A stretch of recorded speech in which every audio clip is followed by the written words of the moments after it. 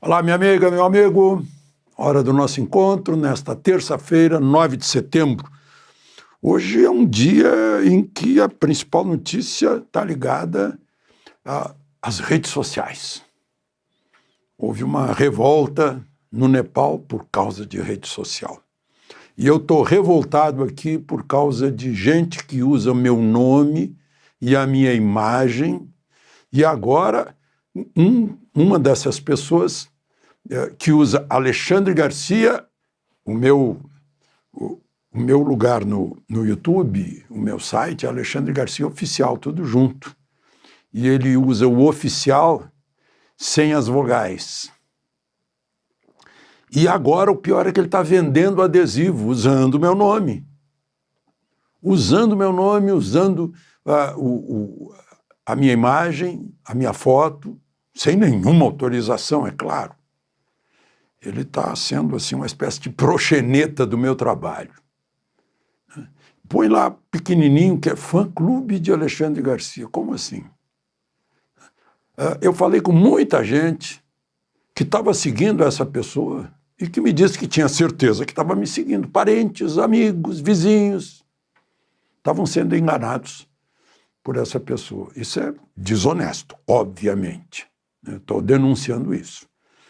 E, se possível, entrando por meios jurídicos, para fazer com que tudo aquilo que ele ganhou, usando o meu nome e minha foto, seja destinado a 4 creches para as quais eu colaboro aqui em Brasília. Né? Bom, lembre-se de se inscrever e, ao final, de deixar o gostei ou não gostei.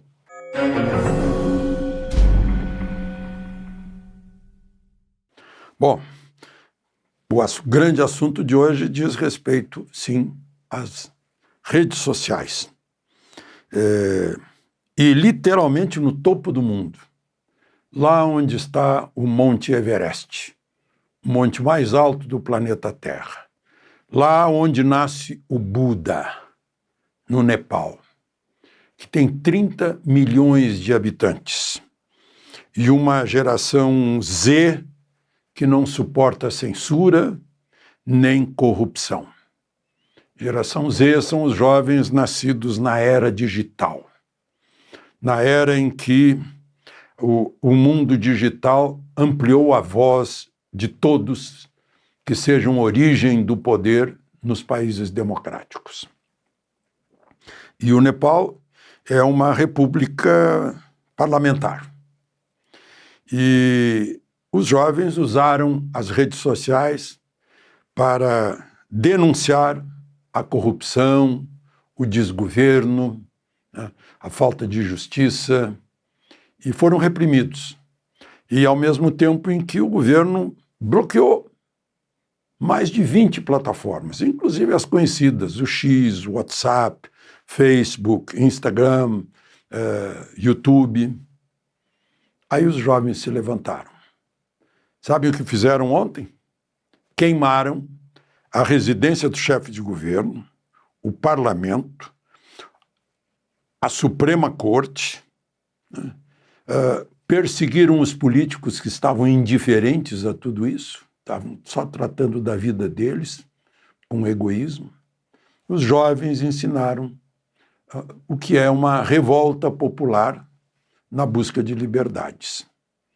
A mulher do primeiro-ministro chegou a morrer queimada dentro da residência oficial. Claro que o primeiro-ministro renunciou. Claro que o primeiro-ministro é do Partido Comunista Marxista, né? Que é um partido que não suporta liberdades. Nepal gritou lá de cima para o mundo inteiro ouvir. Enquanto isso, a porta-voz do presidente Trump, a Leavitt, ao ser perguntada, disse que o governo Trump dá a maior importância à liberdade de expressão e que não há nenhuma hesitação em usar o poder econômico dos Estados Unidos, o poder militar dos Estados Unidos para garantir a liberdade de expressão em qualquer lugar do mundo. É outro recado que vem lá da Casa Branca. Hoje amanheceu com uma postagem da Embaixada dos Estados Unidos na rede social, nas redes, repetindo uma manifestação de véspera e dizendo que nosso apoio ao povo brasileiro para preservar a liberdade e a justiça.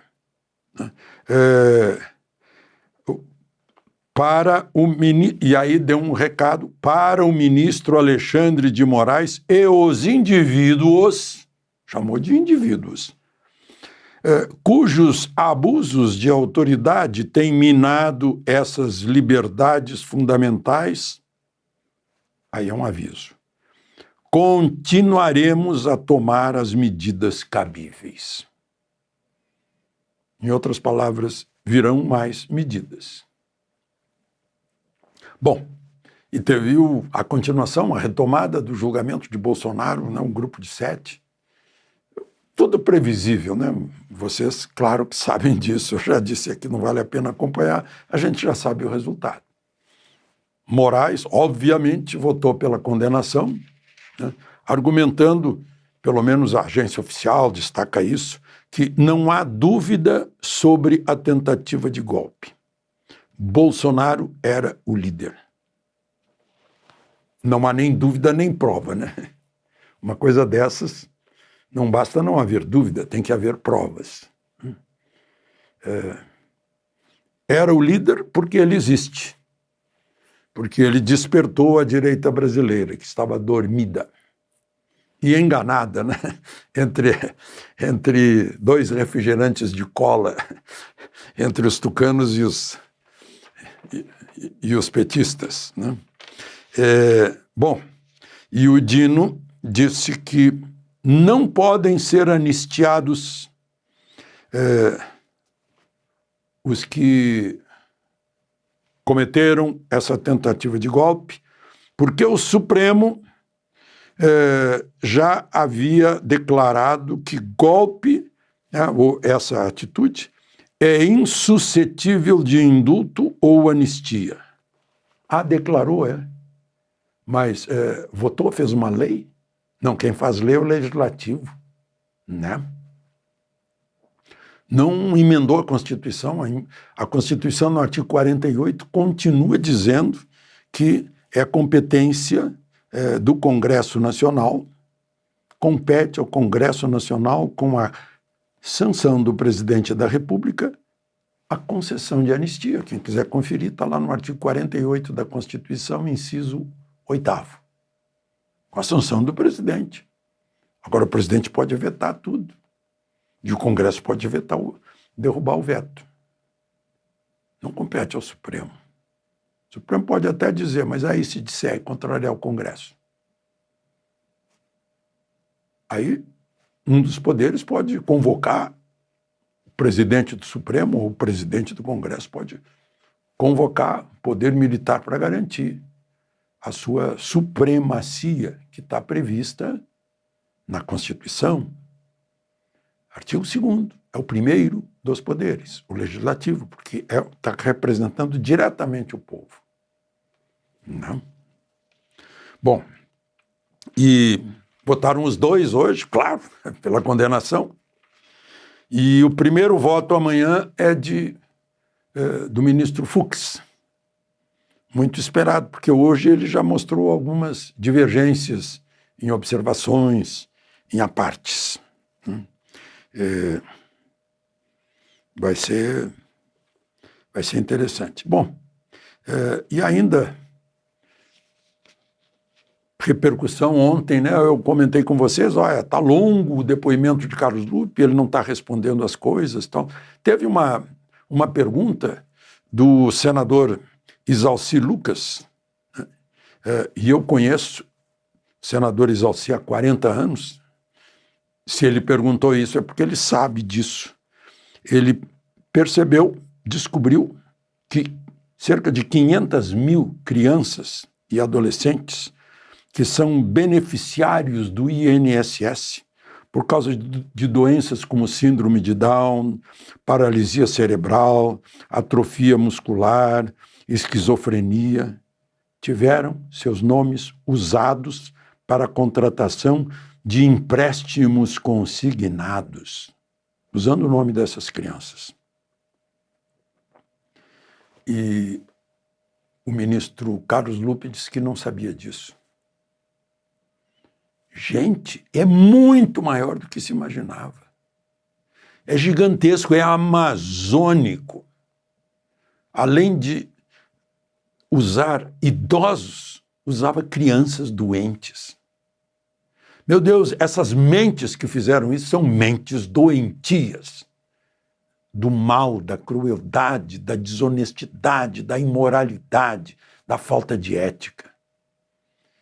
É gente que convive entre nós, está dentro do Estado brasileiro, porque conseguiram fazer isso dentro do Estado, passando por todos os supostos filtros. Não é? É seríssimo, seríssimo. Juventude é da geração Z. Essa juventude acordou porque dispõe da rede social para se informar.